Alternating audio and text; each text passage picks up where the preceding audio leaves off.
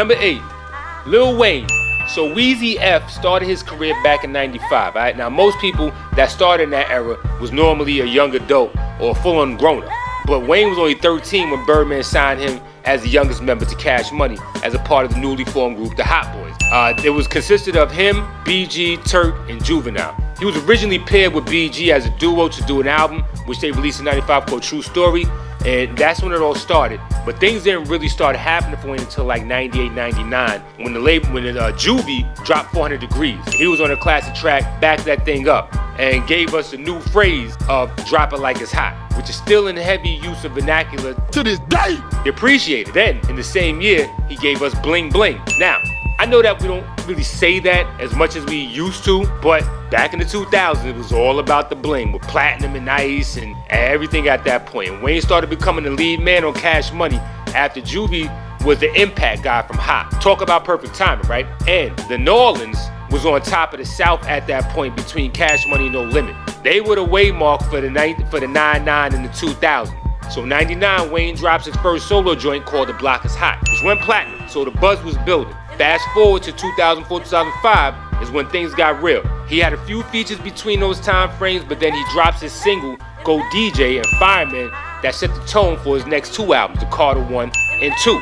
Rumor is he spent some time in New York prior to the release of those 2 projects, and the new version of Wayne emerged. The rock star that we know and love now was born. And feel free to fact check me on it, because like I said, I hear these things, my ears stay low to the ground. Between those last 2 albums and the way that the mixtape game changed, thanks to 50 Cent, he jumped to the front of the line with Dedication 2 and The Drought. In that era, when hip-hop as a whole was taking a turn to the more trap sound and ringtone rap, some would say there wasn't a lot of wave makers out there at the time, but others could say that Wayne was just head and shoulders above the rest. And both could be true, but Wayne had a head start and maintained control of the lead, and his catalog became a monster. From features with Destiny's Child to Rick Ross to Jay-Z to Griselda, Wayne has a catalog that cannot be rivaled by many. Alright, fast forward to 2007 when he drops Lollipop and detonated the chart and forced you to pay attention if you already haven't.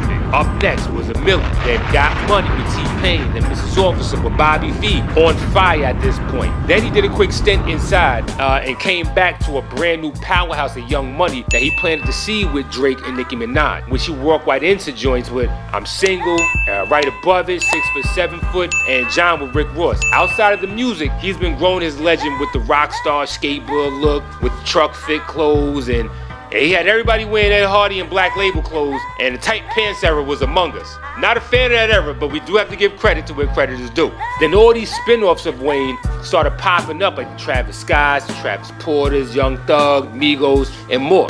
They were all basically Wayne spin-offs if you ask me. Now, I'm not a fan of the auto-tune thing, but we do have to respect the trend that he set. Even though most hip-hop purists like myself don't rock with it, it's like it dumbed the art down and the bar got lowered even further, but he made that poppin' too. Overall, he has 7 multi-platinum albums in a row from 04 to 2013. 29 platinum or better selling singles as his own tracks, and he killed the R&B lane at the same time. As a DJ, you can't miss when you throw a Wayne track on as a feature. All his remixes got spins. And for what it's worth, a DJ I know back in DC called himself DJ Weezy, and homie's name is Juan. So I'm telling you, Wayne changed life for a lot of cats that were thriving in that era, especially for any and everybody associated with the Branches of Young Money franchise, which house currently 2 of the highest selling artists in the world. Some consider him a GOAT, maybe of the South. If Drake is like the LeBron of hip hop, Wayne is like the Kobe. You have an argument of why we can understand, we'll ultimately chalk it up to your age. You can't deny greatness. I ain't even talking to like the commercialization of his personality. The SNL to Undisputed, the First Take, Sprite commercials, name it. Like it or not, he made you take New Orleans rappers seriously. Outside of him, Mystical is probably the only other New Orleans MC from the 90s that you saw true talent with. And that's a precipitous drop, like straight up. It's right here, all right?